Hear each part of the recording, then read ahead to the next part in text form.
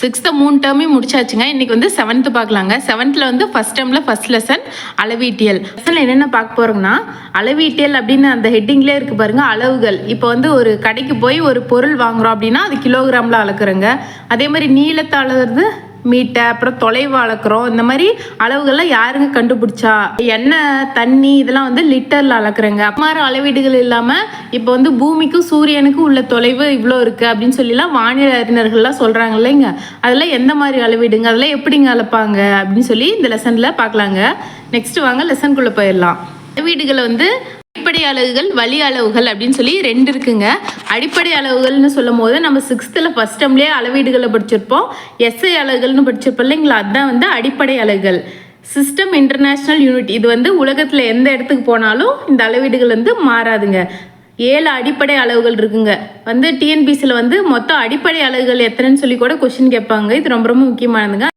இந்த டேப்லர் காலத்தில் பாருங்கள் 7 அடிப்படை அலகுகள் கொடுத்துருக்காங்க இல்லைங்களா. இந்த 7ஐயும் வந்து நம்ம கண்ணை மூடிட்டு ஆன்சர் போடுற மாதிரி ஃபிங்கர் டிப்பில் வச்சுருக்கணுங்க. அடிப்படை அளவுகளில் வந்து நீளம்னா மீட்டர் எம், நிறைனா கிலோகிராம், காலம்னா வினாடி, வெப்பநிலைனா கெல்வின், மின்னோட்டம்னா ஆம்பியர், பொருளின் அளவுனா மோல், ஒளிச்செறிவினா கேண்டிலா. இதில் வந்து கன்ஃபியூஷன் பண்ணுற மாதிரி இருக்கிறது பொருளின் அளவு நிறையும். பொருளின் அளவு அப்படின்னு சொல்லி சொல்லும் போது மோல் அப்படின்னு தான் ஆன்சர் போடணுங்க. நம்ம பொருளோட அளவு கிலோகிராமில் வாங்குகிறோம் அப்படின்னு சொல்லிட்டு கிலோகிராம் போட்டக்கூடாதுங்க. பொருளின் அளவு மோல். அதே மாதிரி நிறை வந்து கிலோகிராம். முன்னாடி டேப்லெட் காலம் பார்த்தது வந்து அடிப்படை அளவுகள். அடுத்து வந்து வழி அளவுகள்னு இன்னொன்று இருக்குன்னு சொன்னேன் இல்லைங்களா.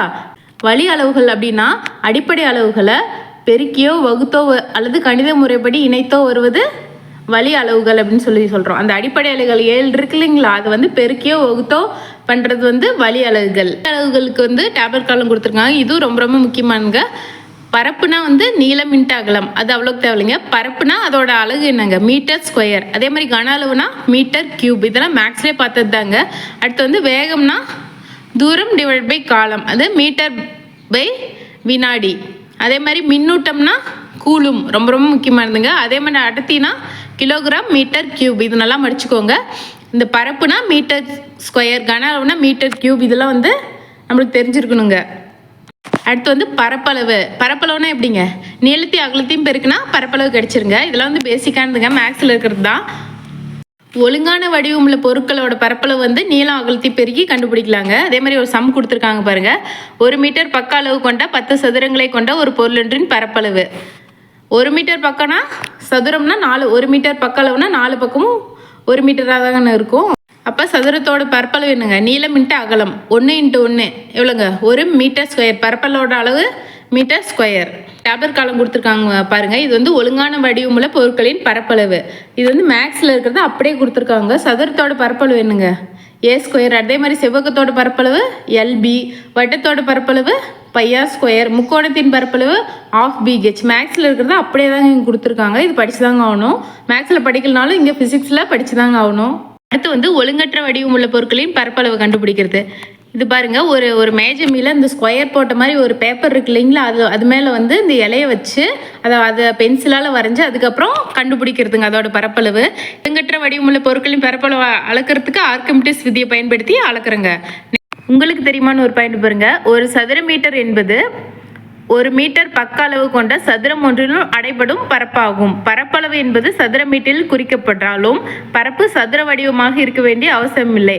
பரப்பளவு பொறுத்த வரைக்கும் அது வந்து சதுரமாக இருந்தால் மட்டும்தான் பரப்பளவு கண்டுபிடிக்க முடியுமானா அப்படி இருக்க வேண்டிங்கிற அவசியம் இல்லை அப்படின்னு சொல்லி சொல்கிறாங்க. ஆனால் பரப்பளவு எப்படிங்க குறிப்பாங்க, ஒரு சதுர மீட்டர் அப்படின்னு சொல்லி குறிப்பாங்க. ஆனால் வந்து அது சதுரமாக இருக்க வேண்டிய அவசியம் இல்லை.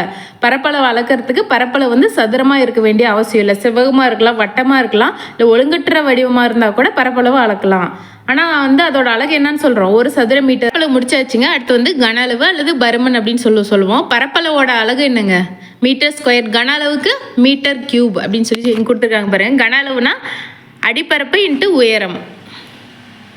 இப்போ வந்து ஒழுங்கான வடிவமுள்ள பொருட்களின் கன அளவு முன்ன பார்த்த மாதிரி ஒழுங்கற்ற வடிவமுள்ள பொருட்களின் கன அளவு ரெண்டும் தனித்தனியாக பார்க்கலாங்க. ஒழுங்கான வடிவமுள்ள பொருட்களின் கன அளவு பாருங்கள், மேக்ஸில் இருக்கிற ஃபார்முலாங்க. கனசதுரத்தோட பரப்பளவு என்னங்க, ஏ கியூப். அதே மாதிரி கனசெவகத்தோட பரப்பளவு எல்பிஹெச். கோளத்தின் பரப்பளவு 4/3 பையார் கியூப். உருளையின் கன அளவு பையார் ஸ்கொயர் ஹெச். மேக்ஸில் இருக்கிறது அப்படியே இங்கே படிச்சுக்கணுங்க. ஒழுங்கான வடிவமுள்ள ஒழுங்கற்ற வடிவமுள்ள பொருட்களோட கன அளவுலாம் அளந்துடலாங்க. அதே மாதிரி திரவங்களோட கன அளவு எப்படிங்க அளக்கிறது? இந்த மாதிரி ஒரு கீழே பாருங்க அளவீடு குடுவை கொடுத்துருக்காங்க இல்லைங்களா? திரவத்துக்கு வந்து ஒரு வடிவம் கிடையாது. அப்போ வந்து இந்த குடுவைக்குள்ளே போனால் அந்த வடிவத்தை திரவம் பெறும். அதை வச்சு திரவங்களோட கன அளவு அளக்கலாங்க. திரவங்களை வந்து மில்லி லிட்டர் என்ற அலகால் குறிக்கிறாங்க. திரவங்கள்லாம் என்னங்க? தண்ணி, எண்ணெய், மண்ணெண்ணெய் இந்த மாதிரி இருக்கு இல்லைங்களா? அதுதான் திரவங்கள். ஃபஸ்ட்டு வந்து ஒரு லிட்டர் அப்படின்னு சொன்னால் என்னன்னு தெரிஞ்சுக்கலாங்க. கீழே கொடுத்துருக்காங்க பாருங்கள். 1000 மில்லி லிட்டர் வந்து 1 லிட்டர். அதே மாதிரி 1 லிட்டருங்கிறது 100 cc சென்டிமீட்டர் கியூப். இதுவும் தெரிஞ்சு வச்சுக்கணுங்க. 1 லிட்டர் ஈக்குவல் டு 100 cc. இது வந்து ஒரு புக் பேக் கொஷினுங்க. 1 லிட்டர்னா 100 cc. அதே மாதிரி 100 மில்லி லிட்டர் வந்து 1 லிட்டர்னு நம்ம எல்லாம் தெரிஞ்சுருந்தாங்க. அதே மாதிரி ஒழுங்கற்ற வடிவமுள்ள பொருட்களின் அது பார்க்கறதுக்கு முன்னாடி இங்கே பாருங்கள், உங்களுக்கு தெரியுமான்னு ஒரு பாயிண்ட் கொடுத்துருக்காங்க. இது வந்து சில அளவுகள்லாம் கொடுத்துருக்காங்க. திரவங்களின் பருமனை அளக்க இந்த மில்லி லிட்டர் இது இல்லாமல் வேறு சில அளவுகள்லாம் இருக்குங்க. அது என்னென்னு நம்ம இது கண்டிப்பாக படிச்சுக்கணுங்க. ஒரு கேலன் என்பது 3785 milli litre. 1 அவுன்ஸுங்கிறது 30 milli litre. 1 குவாட்ஸுங்கிறது 1 litre. இது வந்து 1 குவாட்ஸ் அப்படின்னு சொல்கிறாங்க இல்லைங்களா? அது ரொம்ப ரொம்ப முக்கியமானதுங்க. இது 3 படிச்சு ஒழுங்கற்ற வடிவமுள்ள பொருட்களோட கனவுல எப்படி கண்டுபிடிக்கிறது பாருங்க. இங்கே ஒரு டயக்ராம் கொடுத்துருக்காங்க இல்லைங்களா? ஃபர்ஸ்ட் குவளையில் வந்து ஒரு தண்ணி ஊற்றி அதோட கன அளவு எவ்வளோன்னு கண்டுபிடிச்சிக்கிறாங்க. செகண்ட் குவளையில் வந்து ஒரு கல்லை கட்டி அதுக்குள்ளே போட்டால் இந்த தண்ணியோட அளவு அதிகரிக்கும் இல்லைங்களா? அப்போ ஒரு கன அளவு கண்டுபிடிச்சிக்கிறாங்க. அப்போ இந்த 2 கன அளவுகளோட மைனஸ் பண்ணால் அந்த கல்லோட கன அளவு எவ்வளோன்னு கண்டுபிடிச்சிடலாங்க. ஃபர்ஸ்ட் வந்து திரவம் கம்மியாக இருக்குது, கல்லை போடும் போது திரவம் அதிகமாக இருக்குது. அப்போ வந்து கன அளவோட மதிப்பு அதிகமாக இருக்கும். அப்போ வந்து 2வது மதிப்புலேருந்து 1 ஃபஸ்ட்டு மதிப்பை கழிச்சா அந்த கல்லோட கன அளவு எவ்வளோன்னு கிடச்சிருங்க. ஃபஸ்ட்டு வந்து பரப்பளவு பார்த்துங்க, 2வது வந்து கன அளவு பார்த்தோம். பரப்பளவோட ஃபார்முலா என்னங்க? பரப்பளவோட அலகுனா மீட்டர் ஸ்கொயர், கன அளவோட அலகு மீட்டர் கியூப். இப்போ வந்து அடர்த்தி பார்க்க போகிறோங்க. இப்போ வந்து ஒரு தண்ணியில் ஒரு இரும்பு குண்டையும் ஒரு மரக்கட்டை அப்படின்னு சொல்கிறோம் இல்லைங்களா? அதை வந்து தண்ணிக்குள்ளே போட்டால் மரக்கட்டை வந்து மேலே மிதக்குதுங்க, இரும்பு குண்டு வந்து உள்ளே முழுகுதுங்க. இது காரணம் என்னங்க? இரும்பு குண்டு வந்து அதிக அடர்த்தியாக இருக்குது. இரும்பு குண்டை விட மரக்கட்டை வந்து வெயிட் அதிகமாக இருந்தாலும் இரும்பு குண்டு வந்து ஒரு 10 கிலோ இருக்கு, ஆனால் மரக்கட்டை வந்து ஒரு 50 கிலோ மரக்கட்டையாக இருந்தாலும் அது தண்ணியில் மிதக்க தான் செய்யுங்க. அதுக்கு காரணம் என்னங்க? இரும்பு குண்டு வந்து வெயிட் கம்மியாக இருந்தாலும் தண்ணிக்குள்ளே மூழ்கிடுதுங்க. அது வந்து இரும்பு குண்டு அதிக அடர்த்தியோடு இருக்குது, மரக்கட்டை வந்து குறைந்த அடர்த்தி. இதுக்கு ஒரு டேப்லெட் காலம் கொடுத்துருப்பாங்க. அந்த அடர்த்தி எவ்வளோ ஒரு பொருட்களுக்கு அது வந்து ரொம்ப முக்கியமாக படிச்சுக்கணுங்க. அதே மாதிரி பாருங்கள், அடர்த்திக்கு இன்னொரு டயக்ராம் கொடுத்துருக்காங்க. இதில் பாருங்கள், ஒரு காசை வந்து தண்ணிக்குள்ளே போடுறாங்க, அது முழுகிடுது. மேலே வந்து ஒரு மரக்கட்டை போடுறாங்க, அது மிதக்குதுங்க. ஏன்னா காசு வந்து அடர்த்தி அதிகமாக இருக்குது, மரக்கட்டை வந்து அடர்த்தி கம்மியாக இருக்குது. அடர்த்தியின் எஸ்ஐ அலகு கிலோகிராம் மீட்டர் கியூப். முக்கியமானதுங்க, அடர்த்தியோட எஸ்ஐ அலகு கிலோகிராம் மீட்டர் கியூப். பரப்பளவு என்னங்க பார்த்தோம்? Metre square. கன அளவு மீட்டர் கியூப். அடர்த்தினா கிலோகிராம் மீட்டர் கியூப். பொருட்களோட அடர்த்திக்கு வந்து ஒரு டேப்லெட் காலம் கொடுத்துருப்பாங்கன்னு சொன்னேன் இல்லைங்களா? இது ரொம்ப ரொம்ப முக்கியமானதுங்க. இது கண்டிப்பாக படிச்சே ஆகணும். காற்றுக்கு வந்து அடர்த்தி எவ்வளோங்க? 1.2. மண்ணெண்ணெயின் அடர்த்தி 800. நீரின் அடர்த்தி 1000. இப்போ வந்து நீரில் வந்து மண்ணெண்ணெய் மேலே மிதக்குங்க, ஆனால் மண்ணெண்ணெயில் வந்து நீர் மிதக்காது, உள்ளே முழுகிருங்க. ஏன்னா மண்ணெண்ணெயோட அடர்த்தி 800 தான், நீரோட அடர்த்தி 1000. அதே மாதிரி பாதரசத்தோட அடர்த்தி 13600. லாஸ்ட்டு பாருங்கள், தங்கம்னு ஒன்று கொடுத்துருக்காங்க இல்லைங்களா? அதுக்கு அடுத்தது அதிக அடர்த்தி கொண்டது எதுங்க? பாதரசம் 13600. அதே மாதிரி மரத்தின் அடர்த்தி பாருங்கள் 7700 சொல்லியிருக்காங்க, ஆனால் நீரின் அடர்த்தி 1000. அப்போ அதனால தான் வந்து நீரோட அடர்த்தி 1000 இருக்கிறனால மரக்கட்டை வந்து நீரில் மூழ்காமல் மிதக்குதுங்க. மரக்கட்டையோட அடர்த்தி எவ்வளோங்க? 770 தான் இருக்குது, ஆனால் நீரோட அடர்த்தி 1000 இருக்கிறனால மிதக்குதுங்க. அதுக்கப்புறம் அலுமினியத்தின் அடர்த்தி 2700. இதில் அட்லீஸ்ட் வந்து நீங்கள் காற்று, மண்ணெண்ணெய், நீர், பாதரசம், அதே மாதிரி இரும்பு, இது 5வது கண்டிப்பாக ஞாபகம் வச்சுருக்கணுங்க. காற்று வந்து ரொம்ப ரொம்ப முக்கியமானது 1.2, நீர் வந்து 1000, மண்ணெண்ணெய் 800, பாதரசம் 13600. இது 4ஆச்சும் கண்டிப்பாக நீங்கள் ஞாபகம் வச்சுக்கணும். அது இல்லாமல் இங்கே ஒரு பாயிண்ட்ஸ் கொடுத்துருக்காங்க பாருங்கள். சமையல் எண்ணெய் மற்றும் விளக்கெண்ணெய் போன்றவற்றை பார்ப்பதற்கு நீரை விட அடர்த்தியாக இருக்கும். இந்த விளக்கெண்ணெய்லாம் பார்த்திங்கன்னா ரொம்ப பிசுப்பு தன்மையோட அடர்த்தி அதிகமாக இருக்க மாதிரி இருக்குங்க. ஆனால் வந்து அதோட அடர்த்தி எவ்வளோ கொடுத்துருக்காங்க பாருங்கள், 961 கிலோகிராம் பர் மீட்டர் கியூப். நீரோட அடர்த்தி எவ்வளோங்க? 1000. அதை விட இதை விளக்கெண்ணெயோட அடர்த்தி கம்மியாக தான் இருக்குது. ஆனால் எல்லா எண்ணெய்களும் நீரை விட குறைவான அடர்த்தி இருக்குது அப்படின்னு சொல்ல முடியாது. சில எண்ணெய்கள் வந்து நீரை விட அதிகமான அடர்த்தியும் கொண்டு இருக்குதுங்க. லெசன் படிக்கும் போதே சொன்னால் பூமிக்கும் சூரியனுக்கும் இவ்வளோ தொலைவு, நிலவுக்கு பூமிக்கு இவ்வளோ தொலைவு அதெல்லாம் சொல்கிறாங்களே, அதெல்லாம் எப்படிங்க அளக்குறாங்க இப்படி சொன்ன இல்லைங்களா? அந்த பாயிண்ட்ஸ் பாருங்க. வானியல் பொருள்களுக்கு இடையேயான தொலைவை அளக்கிறதுக்கு 2 முறை பயன்படுத்துகிறாங்க. ஒன்று வந்து வானியல் அலகு, இன்னொன்று வந்து ஒளியாண்டு. வானியல் அலகு, ஒளியாண்டு அப்படின்னு சொல்லி 2 அலகுகள் இருக்குங்க. வானியல் அலகு எதுக்கு பயன்படுதுன்னா, சூரியன்லேருந்து கோள்கள்லாம் இருக்கு இல்லைங்களா, பூமி இந்த மாதிரி கோள்கள், இதோட தொலைவு அலகிறதுக்கு, சூரியன்லேருந்து பூமி இவ்வளோ தொலைவில் இருக்குது, நெப்டியூன் இவ்வளோ தொலைவில் இருக்குது, இது அலகிறதுக்கு வந்து வானியல் அலகு பயன்படுதுங்க. பூமிக்கும் இருக்கிற சராசரி தொலைவு கொடுத்துருக்காங்க பாருங்க, 149.6 மில்லியன் கிலோமீட்டர். ஒரு வானியல் அலகு அப்படிங்கிறது என்னங்க, பூமிக்கும் சூரியனுக்கும் இடையே உள்ள சராசரி தொலைவு. ஒரு வானியல் அலகுனா 149.6 மில்லியன் கிலோமீட்டர் அல்லது 149.6 × 10⁻⁶ கிலோமீட்டர் இல்லை 1.496 × 10⁻11 மீட்டர். சூரியனுக்கும் பூமிக்கும் இடையே உள்ள தொலைவு அளக்கிறது என்னங்க, ஒரு வானியல் அலகு அப்படின்னு சொல்கிறோம். வானியல் அலகு எதுக்குங்க பயன்படுது, சூரியன்லேருந்து கோள்கள் அளக்கிறதுக்கு பயன்படுதுங்க. சூரிய குடும்பத்திற்கு மிக அருகில் அமைந்துள்ள விண்மீன் எதுங்க, பிராக்சிமா சென்டாரி. பாருங்க, ஒளியாண்டு கொடுத்துருக்காங்க. ஒளியாண்டு எதுக்கு பயன்படுத்துகிறாங்கன்னா, விண்மீன்களுக்கு இடையான தொலைவு அளக்கிறதுக்கு ஒளியாண்டு பயன்படுத்துகிறாங்க. வானியல் அலகு பயன்படுத்தலாமா, ஏன் பயன்படுத்தக்கூடாது அப்படின்னு சொன்னால் அதுவும் நம்ம பயன்படுத்தலாங்க. அது வந்து இந்த விண்மீன்களுக்கு இடையான தொலைவு அளக்கிறதுக்கு வானியல் அலகு பயன்படுத்தினா அது ரொம்ப கடினமானதாக இருக்குங்க. அதே மாதிரி ஒளியாண்டை பயன்படுத்தினா அது கொஞ்சம் ஈஸியாக இருக்கும். அதனால் வந்து விண்மீன்களுக்கு இடையான தொலைவு அளக்கிறதுக்கு ஒளியாண்டு பயன்படுத்துகிறாங்க.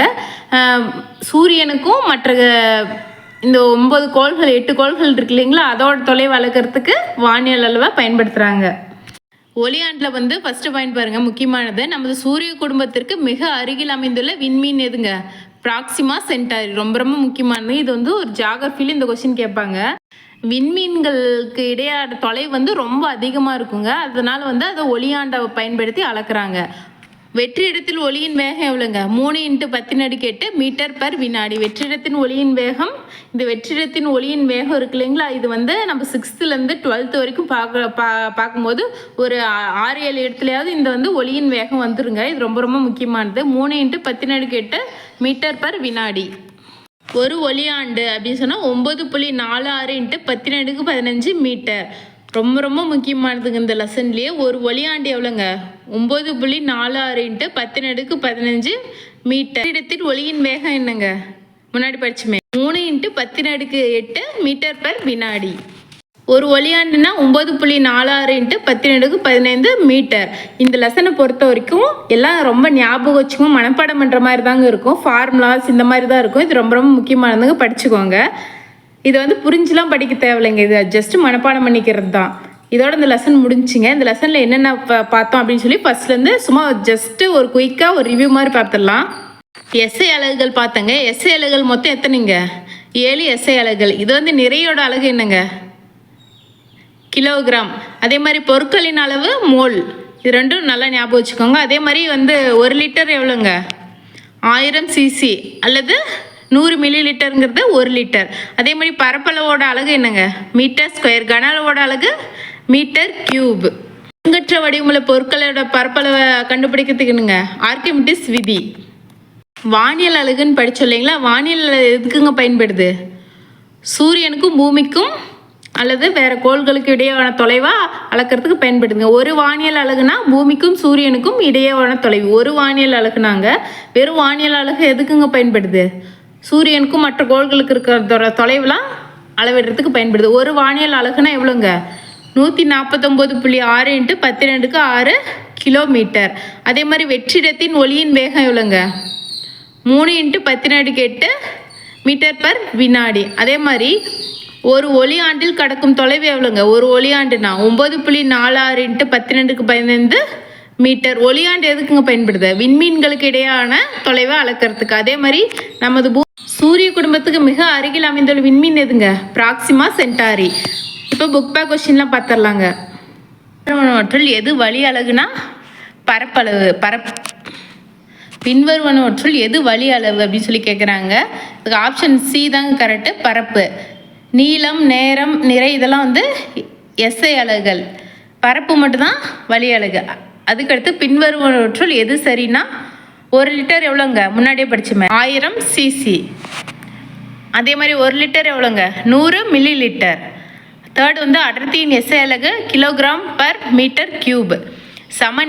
நிறையுள்ள இரு கோளங்களின் கன அளவின் விகிதம் 2:1 எனில் அவற்றின் அடர்த்தியின் விகிதம் 2:1. சமநிறையுள்ளன்னு சொல்கிறாங்க இல்லைங்களா? ஒரு ஒளியாண்டு என்பது எதன் அலகுனா தொலைவின் அலகு. ஒளியாண்டு வந்து விண்மீன்களுக்கு இடையான தொலைவு அளக்கிறதுக்கு பயன்படுத்துங்க, அதனால அது தொலைவின் அலகு. ஒழுங்கற்ற வடிவமுள்ள பொருட்களின் பருமனை அளக்க டேஸ் விதி பயன்படுகிறதுனா முன்னாடியே பார்த்தங்க ஆர்கிமிடிஸ் விதி. ஒரு கனமீட்டர் என்பது 10⁶ கன சென்டிமீட்டர். இது எப்படிங்க? 1 சென்டிமீட்டர் எவ்வளோங்க? சரிங்க, 1 மீட்டருங்கிறது 100 சென்டிமீட்டர். அப்போ கனமீட்டருங்கிறது 10⁻³ அப்படின்னு சொன்னோம் இல்லையா? மீட்டர் கியூப்னு 10⁻³ கனமீட்டர். அப்போ வந்து 1 சென்டிமீட்டர் அப்படிங்கிறது 100 சென்டிமீட்டருங்கிறது 1 மீட்டரு. அப்போ 10⁻³ சென்டிமீட்டர் அதை போட்டோம்னா 10⁻⁶ வருங்க. அதே மாதிரி பாதரசத்தின் அடர்த்தி வந்து 13,600 கிலோகிராம் பர் மீட்டர் கியூப். ஒரு வானியல் அலகு எவ்வளோங்க? 1.496 × 10⁻11 மீட்டர். ஒரு இலையின் பரப்பை டேஸ் பயன்படுத்தி கணக்கிடலாம்னா வரைபடத்தாள் முறை முன்னாடி பார்த்தோம் இல்லைங்களா? ஒரு பொருளின் எல்லையை அடைத்து கொள்ளும் இடமே அப்பொருளின் பரப்பளவு ஆகும்னா தப்புங்க. அது பொருளின் மேற்பரப்பு தான் பரப்பளவு. ரெண்டாவது வந்து திரவங்களின் கன அளவை முகவையில் மூலம் அளக்கலாம்னா கரெக்டுங்க. மூணாவது நீர் மண்ணெண்ணெயை விட அதிக அடர்த்தி கொண்டது. சரியா தவறாங்க? சரி. நீரின் அடர்த்தி எவ்வளோங்க? 1000. மண்ணெண்ணெயின் அடர்த்தி 800 தாங்க. அடுத்து ஃபோர்த்து, இரும்பு குண்டு பாதரசத்தில் மிதக்கும். கரெக்டாக சரியா தவறா அப்படின்னு கேட்குறாங்க. இது வந்து சரிங்க. எப்படிங்க சரி? பாதரசத்தின் அடர்த்தி எவ்வளோங்க? 13,000 சம்திங். இரும்பு வந்து 7,000 அந்த மாதிரி தாங்க இருக்கும். அதனால வந்து பாதரசத்தில் இரும்பு குண்டு மிதக்கும். பாதரசத்தோட அடர்த்தி வந்து அதிகம், இரும்போட அடர்த்தி கம்மி. அதிக அடர்த்தி கொண்டது எதுங்க? தங்கம். தங்கத்துக்கு அடுத்தது பாதரசம். ஓரலகு பருமனில் குறைந்த எண்ணிக்கையிலான மூலக்கூறுகளை கொண்ட பொருளின் அடர்த்தி அதிகமுடைய பொருள் எனப்படும். இது வந்து தவறுங்க. அடுத்து பொறுத்துக. பரப்புனா மீட்டர் ஸ்கொயர், தொலைவுனா ஒளியாண்டு, அடர்த்தினா கிலோகிராம் பர் மீட்டர் கியூப், கன அளவு மீட்டர் கியூப், நிறைனா கிலோகிராம். பாருங்க, பரப்புனா தள வடிவ பொருள், நீளம்னா கயிறோட அளக்குறோம் இல்லைங்களா? கன அளவுனா அளவிடும் முகமையை பயன்படுத்தி கன அளவு அளக்கலாம். அடுத்து நிறைனா பொருளோட அளவு வந்து நிறை. இதோட இந்த லெசன் முடிஞ்சுங்க. அடுத்த லெசன்ல பார்க்கலாங்க.